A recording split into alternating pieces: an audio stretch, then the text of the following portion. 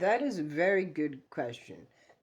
As somebody who's highly empathetic, and I think there's roughly two kinds of categories of people, way more than that, but roughly there's people that empathize directly where they feel the mental, emotional suffering of others as though it were their own. And there's sociopaths, which come in a very variety of levels and doesn't make them bad people. But there are people who experience only their own emotions, and while they mentally, cognitively process the emotions of other people, they understand that their actions have impact on the world, and they understand that people suffer, and they can even care about the people who are suffering. So I'm not saying these people don't have empathy, but they have a different kind. They don't feel it. They can know it, but they don't feel it, and that's the difference. And I'm the feeling kind, and the feeling kind, becomes very difficult, especially in times where you see a lot of suffering out in the world, to turn that off and not literally feel the pain and suffering of every other person out there. But you've got to realize that you're trying to have a God-level compassion from a human perspective, and that's a mismatch that's not possible. The laws of physics will not allow it. It's wonderful that you want to care about everybody. I have been there myself, literally. Like, it took me a very, very long time to figure out what I'm going to teach you here. But you've got to expand your perspective and realize that all of that suffering will eventually, like, I have been through tremendous suffering, and I do not regret that. I don't I don't want to change it or go back. It was necessary for me to become who I am. So suffering exists in the universe. That's not a bad thing. It's a part of the purpose of the growing and learning and meaning that is generated here in the third dimension. But that doesn't mean that it is your responsibility or your fault to address that suffering directly.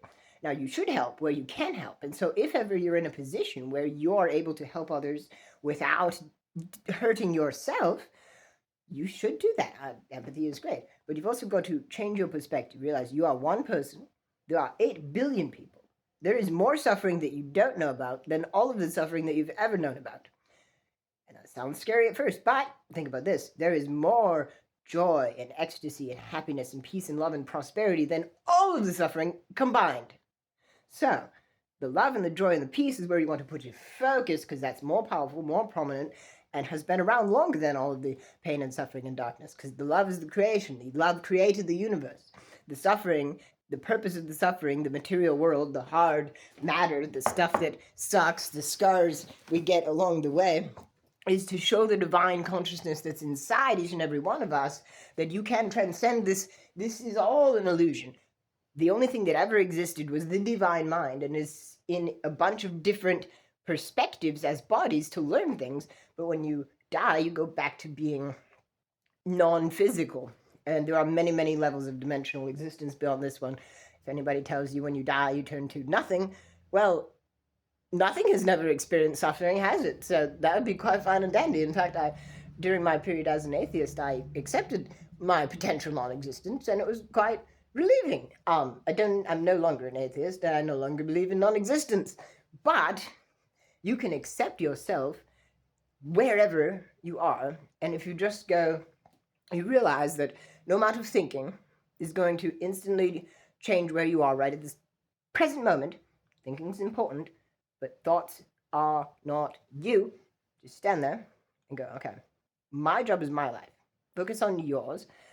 There's other people out there. There's 8 billion people, and all the ones that are suffering, there's equally many or more that will be able to help them.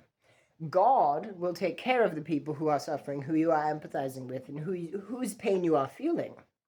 And now God may work through your hands sometimes to accomplish that. But your hands are not the only hands that are out there.